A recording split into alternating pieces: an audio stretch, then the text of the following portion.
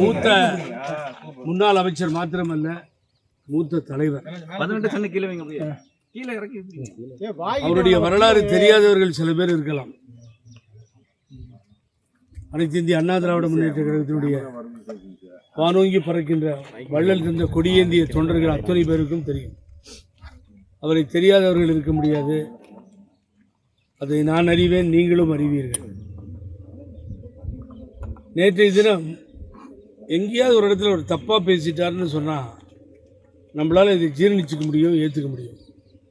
நான் நேற்று அண்ணன்கிட்ட எதிர்பார்த்ததெல்லாம் பழனிசாமி தலைமை வேண்டாம் என்று சொல்லுவார்னு தான் நான் எதிர்பார்த்தேன். உண்மையை சொல்கிறேன். ஆனால் அதை கூட அவர் சொல்லவில்லை. எல்லாரும் ஒருங்கிணைந்து போவோம், அதுதான் தொண்டர்கள் பொதுமக்கள் கருத்து. நாங்கள் எப்படி ஒருங்கிணைப்பு குழுவை ஏற்படுத்தி நான் மிஸ்டர் ஜேசிடி பிரபாகரன், மிஸ்டர் கேசி பழனிசாமி அப்படி ஒரு முடிவை எடுத்து போனோம். அண்ணன் ஓபிஎஸோடு நான் நீண்ட காலம் பயணம் செய்தேன்னு உங்களுக்கு தெரியும். அவர் எல்லாவற்றையும் விட்டுவிட்டு எதுவுமே வேண்டாம், எனக்கு கட்சி இணைந்தால் போதும் என்கின்ற ஒரு முடிவை அறிவிக்கிறார். ஆனால் யாரையுமே ஏற்றுக்க மாட்டேன், நான் புரட்சி தலைவி அம்மாவை விட, புரட்சி தலைவர் எம்ஜிஆரை விட நான் தான் இந்த நாட்டில் பெரிய தலைவர் அப்படின்னு சொன்னால் நீங்கள் யாரை நீக்கியிருக்கீங்கன்னு நினச்சி பார்க்கணும். என்ன நீக்கிறீங்க? மற்றவங்க அம்மாவுக்கு 11 வருஷம் கோர்ட்டுக்கு ஓடாடினேன். நான் சொல்லிக்கூடாது, தப்பிடும், பிணை கொடுத்தேன். கொஞ்ச நாள் அம்மா இருந்தது தான் நான் எங்கேயோ போயிருப்பேன், எந்த பதவியும் அனுபவிக்கல. நான் தேர்தலில் அங்கே நின்ற பொழுது எனக்கு இரவு பகலாக உடைத்த அண்ணன் செங்கோட்டையன் அண்ணன், இரவு பகலாக அந்த பாரதிய நகர் தொகுதியில் சில இடத்துல உள்ளே போகவே முடியாது, உள்ளே இறங்கினார். அன்றைய தினம் டிரான்ஸ்போர்ட் மினிஸ்டர் பூரா அண்ணா தொழிற்சங்கமே இறங்கிடுச்சு. அந்த நன்றிக்கடன் என்றுமே நான் நன்றியை மறக்க முடியாதவன். இன்றைக்கி ஓடோடி இங்கே நிற்கிறேன். நான் பழனிசாமியை கேட்குறேன், எல்லாரையும் வெளியில் அனுப்பிச்சிட்டு என்ன பண்ண போகிறீங்க? இது போன்ற தலைவர்கள் வெளியேற அதனால் இந்த கட்சிக்கு என்ன லாபம்? நான் தான் அவர்கிட்ட சொன்னேன். அவர் சிரிச்சிட்டு இருக்காரு ஜாலியாக. அவர் ஏதோ வேதனைப்படுவார்னா அவர் சிரிச்சிட்டு இருக்காரு. நான் அவர்கிட்ட சொன்னேன், தலைவர் புரட்சி தலைவர் எம்ஜிஆர் கலைஞர் அவர்கள் கட்சியை விட்டு நீக்கிய போது அவர் ஸ்வீட் கொடுத்து விளையாட்டு இருந்தாராம் குழந்தைங்களோட. அதை திருமதி ஜானகி அம்மையார் பேரன் குமார் இடத்திலே சொல்லுவார், அப்படி நடந்ததுன்னு. அப்படி அவர் அதை பெருசாகவே எடுத்துக்கல. ஏன்னு கேட்டால், நீக்க வேண்டிய இடத்தில் இருப்பவர் தலைவராக இருக்க வேண்டும், நீக்க வேண்டிய இடத்தில் இருப்பவர் தலைவராக இல்லை.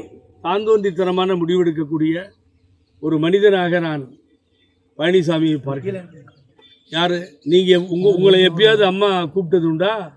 ரூட் போட்டு கொடுங்கன்னு உங்களை அழைத்தது உண்டா?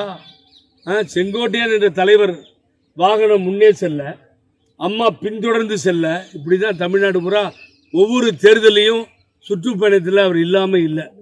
கேஎஸ் வந்துடுவார், போட்டாரா வந்துடுவாரா? ஒரு தடவை முத்சாமி என்ன போட்டாரா? இல்லைன்னு சொல்லலை. அது பின்னாடி இது மாறுது. அப்படித்தான் செல்ல பிள்ளை போல அவர் வைத்திருந்தார், என்னையும் சரி, அவரையும் சரி, எல்லோரையும் சரி. இன்றைக்கி கட்சி விட்டு நீக்கிறீங்க. நான் சொன்ன அவர்கிட்ட, அண்ணன்கிட்ட சொல்லிட்டு வந்திருக்கேன், மிக தெளிவாக சொல்லியிருக்கிறேன். என்னன்னு கேட்டிங்கன்னா, புரட்சி தலைவி அம்மா தான் கழகத்தினுடைய நிரந்தர பொதுச் செயலாளர், தந்தை பெரியார் தான் தலைவர் என்று பேரறிஞர் பெருந்தகை அண்ணா சொல்லி அதை நடைமுறைப்படுத்தி இந்த இயக்கம் பொதுச் செயலாளரை மாத்திரமே கொண்டு இருக்கின்ற இந்த இயக்கத்தில் நிரந்தரமான பொதுச் செயலாளர் எங்கள் அம்மா புரட்சி தலைவி என்று சொல்லி அதையே நீக்கி தூக்கி எறிஞ்சிட்டு, அம்மாவாவது ஆட்டுக்குட்டியாவது தூக்கி எறிஞ்சிட்டு நான் தான் பொதுச் செயலாளர்னு சொன்ன சர்வாதிகார இடத்திலிருந்து என்ன நியாயம் கிடைக்கும்? அதனால் இவர் எடுத்ததில் எனக்கு ஒன்றும் பெரிய ஆச்சரியமே இல்லை. ஏன்னா அம்மாவே தூக்கி எறிஞ்சாச்சு. செய்திகளை உடனுக்குடன் தெரிந்து கொள்ள கீழ்கண்ட கேபிள் மற்றும் டிடிஹெச் நெட்வொர்க்குகளில் எம்நாடு செய்தி தொலைக்காட்சியை காணுங்கள். பாதகம் செய்பவரை கண்டால் நாம் பயம் கொள்ளலாகாது பாப்பா. மோதி மிதித்து விடு பாப்பா, அவர் முகத்தில் உமிழ்ந்து விடு பாப்பா. அண்மை செய்திகளை உடனுக்குடன் தெரிந்து கொள்ள இணைந்திருங்கள் எம்நாடு தொலைக்காட்சியுடன்.